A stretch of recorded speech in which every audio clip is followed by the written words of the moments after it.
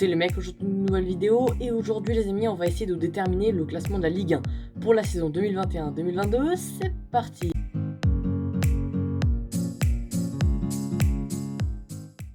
Et en effet les amis, alors que la Ligue 1 reprend ses droits dans très peu de temps, on va donc essayer de déterminer le classement final de cette division qu'on aime tant finalement, de cette Ligue 1 qu'on aime tant. Et on commence sans plus tarder par les 3 dernières positions, la 20e, la 19e et la 18e place. Les positions où les clubs ne veulent pas être, où aucun club ne veut être. Et déjà en 20e position, j'ai choisi Clermont. Clermont, pourquoi? Tout d'abord parce que Clermont, même si ils ont fait une très belle saison de Ligue 2 la saison dernière, je trouve que leur effectif est encore un peu juste et je les vois directement descendre. Voilà, pourtant voilà, après ils ont fait un bon mercato, enfin un bon mercato, ça commence à être pas mal. Ils ont recruté pour l'instant 3 joueurs, ils ont recruté Sem Toulkoumen, ils ont recruté également Ariel Mendy et Salis Abdul Samed. Et après, ils ont perdu quand même des joueurs. Ils ont surtout perdu 2 joueurs, en fait. Lorenzo Rajo, qui pouvait jouer quelques matchs cette saison, qui était pas mal. Mais aussi Baila Diallo, qui est parti en prêt à Orléans. Voilà, après, il y a d'autres joueurs aussi qui sont partis en prêt, hein, comme Toulkoumen, qui vient d'être recruté, mais il a été reparti en prêt. Tchader, Sarasevic, on a eu Gomis, Aljic ou même Samed.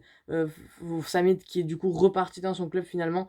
Mais du coup, voilà, un mercato pas incroyable de la part des Clermontois. Et je pense que leur effectif est encore trop juste pour viser un peu plus haut que cette 20e place. En 19e position maintenant, j'ai choisi de mettre le Stade de Brest. Pourquoi le Stade brestois? Parce que déjà la saison dernière, je trouve que ça a été beaucoup trop juste, voilà, du côté du côté des Brestois. Après voilà, peut-être qu'ils vont faire un bon truc, hein, qui sait. Mais voilà, ça s'est joué vraiment à un point la saison dernière. Et ils étaient un peu trop confiants, tout ça. Sans que là, ils ne sont pas superbement renforcés à ce mercato. Ils ont quand même recruté Lilian Brassier, Couder. Et après, il y a eu les fins de prêt de Tavares, Bouin et Saïd. Après, voilà, le problème, c'est qu'il y a eu des départs. Après, il y a eu de bons départs du côté de Romain Perrault, par exemple. Ok, il perd un gros cadre, mais quand même 12 millions dans la poche. C'est incroyable pour ce club. Il y a Ferry Ngoma qui est parti à Châteauroux. Il y a Ludovic Ball qui est sans club. Hassen, pareil. Et bon pareil, du coup. Et ensuite, il y a les fins de prêt de pas mal de joueurs, comme John Lucas d'ailleurs, ou même Fadiga qui a fait une bonne saison à Brest. Du coup, c'est pour ça que je vois les Brestois descendre en Ligue 2 la saison prochaine. Donc, en tant que 19e. Maintenant, à la 18e place, les gars, je vois une équipe qui m'a assez séduit la saison dernière, mais qui, je pense, ne va pas être fou cette saison. Pourquoi? Parce que déjà, c'est Lorient, et Lorient, voilà, ils ont pas mal perdu à ce mercato, mais surtout, voilà, je pense que Lorient, je pense qu'ils vont descendre, enfin, ils vont peut-être pas descendre, hein, mais voilà, je les vois 18e, barragiste, tout simplement parce que les Lorientais, la saison dernière, ils étaient bons, tout ça, mais je pense pas que ça va passer à chaque saison. J'espère voir du beau jeu, et je pense qu'on verra encore du beau jeu, mais avec les équipes là qui arrivent, tout ça, je suis pas sûr qu'ils arrivent à faire, quelque chose de super. Pourtant, voilà, ils ont un entraîneur que j'apprécie bien, hein, Christophe Pelletier, mais du coup, voilà, ils ont recruté aucun joueur pour l'instant, il y a que des fins de prêt, après voilà, c'est le début du mercato. Par contre, ils ont perdu des joueurs comme Wadja, comme Paltier ou même Marvaux, qu'ils ont perdu gratuitement. Saunier, Delaplace, voilà, et tous ces joueurs-là qu'ils ont perdus, ils les ont perdus gratuitement, sachant qu'ils ont aussi perdu Gravillon, enfin perdu, c'était une fin de prêt, mais aussi Chaloba, qui était très important dans le jeu dès l'orienté pour la saison prochaine. Du coup, voilà, moi, mes 3 derniers clubs que je vois dans ce classement, c'est Clermont, Brest et Lorient. Maintenant, pour ce qui est de la 17e, de la 16e, de la 15e et de la 14e place, j'ai tout d'abord choisi en 17e place le FC Nantes. Le FC Nantes qui a connu une saison très compliquée la saison dernière et qui aurait mérité selon moi de descendre parce que voilà, c'est une saison catastrophique avec un jeu catastrophique et surtout voilà, un arbitrage qui, lors des barrages avec le TFC, les a beaucoup favorisés, très honnêtement. Du coup voilà, c'est pour ça que je les vois là faire une saison encore très difficile, mais je les vois se maintenir au bout du bout. Pourtant, voilà, ils ont levé l'option d'achat d'Alban Lafont, hein, 7,5 millions d'euros. Ça, c'est pas mal pour eux. Ils ont également recruté Deschamps et ils ont pris en prêt Willian Cyprien, ça c'est assez intéressant. Ils ont quand même perdu des joueurs comme Imran Louza, ça c'est une grande perte parce que Louza c'était un des grands espoirs du club. Evangelista est également parti, Yuan aussi, ils ont perdu gratuitement Thomas Basila et Oliero. Et ensuite il y a quelques autres joueurs qui sont partis comme Mendy ou même comme Walonga. Voilà, j'attends pas du tout une grande saison de Nantes, au contraire je les vois jouer le maintien jusqu'à la dernière journée. Maintenant, en 16e place, je vois un club qui a encore connu une saison très difficile, voilà, et qui vient de se faire racheter par Gérard Lopez. C'est les Girondins de Bordeaux. Alors honnêtement, je les vois se relever la tête au fur et à mesure. Mais bon, il faut que le projet se mette en place. Et là, je les vois quand même connaître une saison très difficile avec Jean-Luc Gasset sur le banc. Ils ont recruté pour l'instant qu'un joueur, c'est Issouf Sissoko. Voilà, pas un grand mercato pour l'instant de la part des Bordelais, alors qu'ils ont perdu quand même pas mal de joueurs, comme Auvergne Mandanda. Bon, ça, c'est pas une grande perte, mais ils ont quand même perdu Youssouf Sabali, même s'il y a certains Bordelais qui ne l'apprécient pas trop, gratuitement. Ils ont également perdu gratuitement Atem Ben Arfa, Pounjé, Depréville ou même Jovanovic, mais surtout, Michael Seri arrive en fin de prêt. Du coup, voilà, ça va être une saison très compliquée, je pense, pour les Bordelais qui vont jouer le maintien. Maintenant, pour ce qui est de la 15e place, je mets une équipe qui, depuis 2017-2018, reste un peu dans ces eaux-là, vers cette place. C'est Strasbourg. Strasbourg, je les vois 15e parce que, voilà, les Strasbourgeois ont fait un mercato. Enfin, le mercato n'est pas fini, hein, mais le mercato qu'ils font actuellement ne me plaît pas du tout. Clairement, ils font pas un grand mercato du tout. Ils ont quand même pris Lucas Perrin de l'OM en prêt, ok. Mais après, ils ont recruté pour 1,5 million d'euros Carole Fila. Alors, ça peut être une pépite, tout ça, mais moi, je n'attends pas beaucoup de lui. Euh, mais surtout, ils ont perdu beaucoup de joueurs. Déjà, il y a la fin de prêt de Jean Daoulou et de Gilbert. Mais il y a aussi le départ de Zoé, de Koné, de Chamba, de Sadi, de Anaeba, de Lionel Carroll ou même de Stéphane Mitrovic et surtout de Mohamed Simakan. Bon, ok, ils ont réussi à bien le vendre pour 15 millions d'euros, mais c'était vraiment un des patrons de la défense strasbourgeoise et ça va être compliqué pour eux de trouver un défenseur aussi important que lui. Maintenant, pour la 14e position, j'ai choisi un club qui, je pense, va connaître une saison difficile et qui stagne depuis longtemps. Pourquoi il va connaître une saison difficile? Parce qu'il y a le départ de Stéphane Moulin. Et oui, c'est bien Angers que j'ai mis 14e, mais je pense qu'ils peuvent être effectivement beaucoup plus bas, hein. Je pense même qu'ils peuvent viser la 17-18e place, enfin viser, atteindre en tout cas. Mais par contre, je pense pas qu'ils peuvent être au-dessus de la 14e place. Ça me paraît très compliqué pour les Angevins qui ont recruté pour l'instant seulement Unai.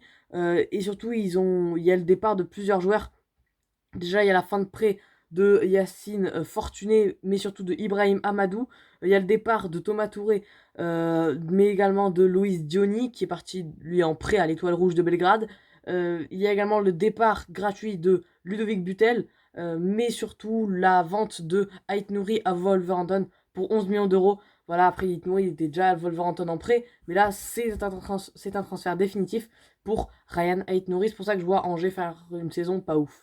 Maintenant, pour ce qui est de la 13e, de la 12e et de la 11e place, j'ai tout d'abord choisi en 13e place une équipe qui a fait une très bonne saison la saison dernière. Là, je les vois un peu moins bons, mais je les vois toujours sur la même longueur d'onde. C'est le FC Metz, voilà, qui a fait une très bonne saison la saison dernière et qui semble ne pas vouloir trop bouger l'effectif. Et c'est très bien, voilà, je pense qu'il faut rester comme ça. Et même si je vois Metz viser un peu plus bas dans le classement, ils vont rester à peu près là. Ils ont recruté Amin Bassi de Nancy, qui est quand même un des cadres de la SNL. Ils ont également recruté Joseph Kabach Mosimi Mitotse, les gars, je sais pas comment on prononce le nom du géorgien. Mais en tout cas, voilà. Et ensuite, il y a surtout comme gros départ Johan Boy, mais surtout Victorien Angban qui est parti. Voilà, même s'il y a quelques départs, c'est pas fou. Même s'il y a quelques arrivées, c'est pas fou. On voit une équipe qui veut pas trop se dénaturaliser et c'est très bien, je trouve. C'est pour ça que je vois Metz être à la 13e place.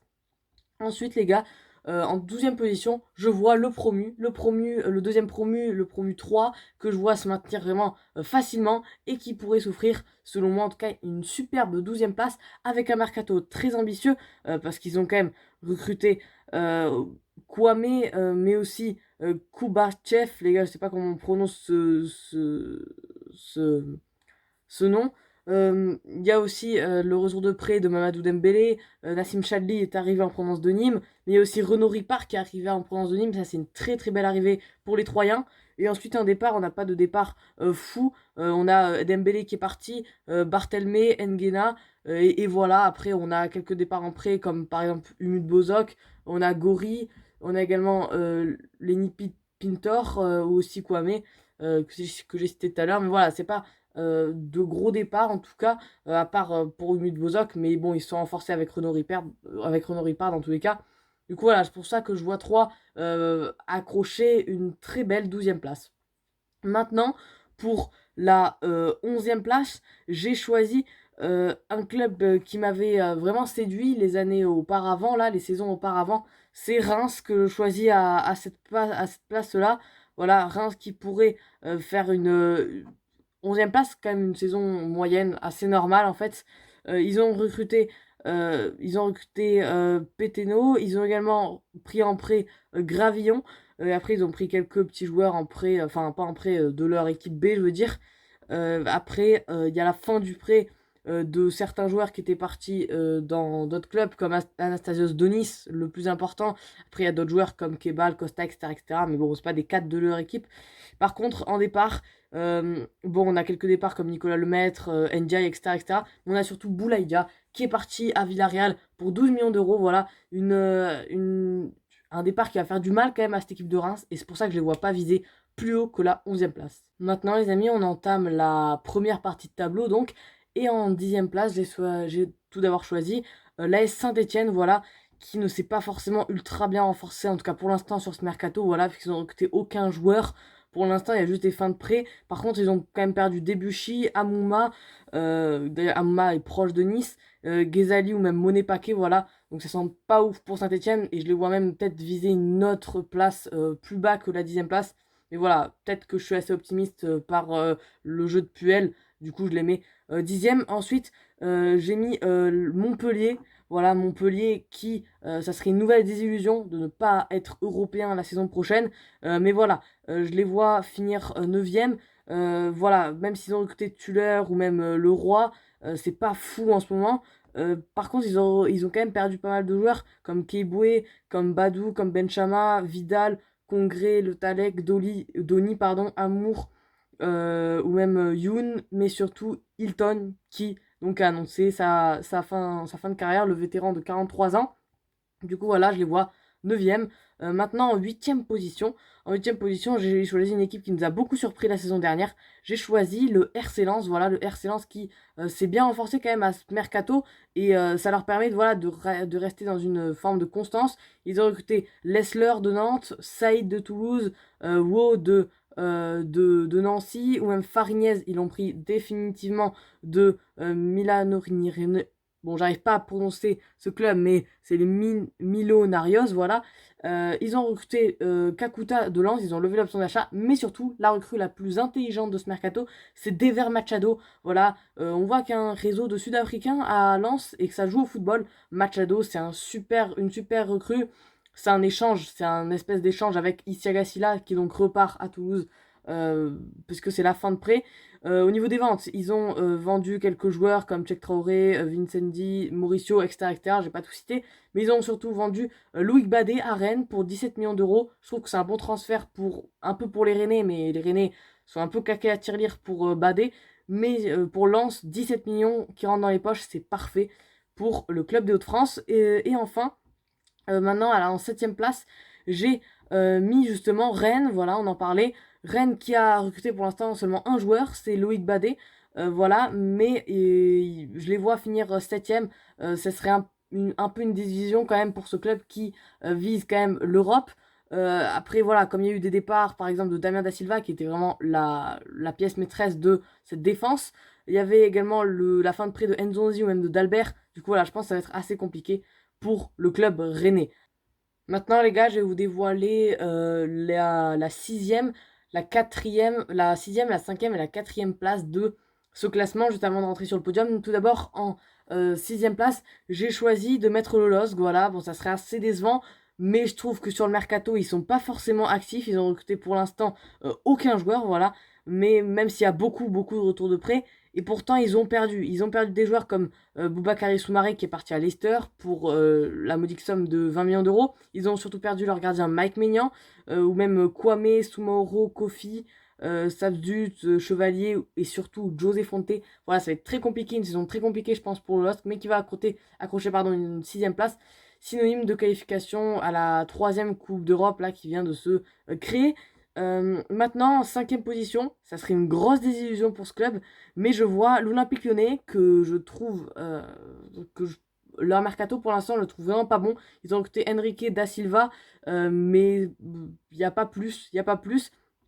Pourtant, ils ont quand même des pertes au niveau des joueurs assez grosses, comme surtout Mattia Desiglio, qui est donc reparti à la Juve, fin de prêt pour lui.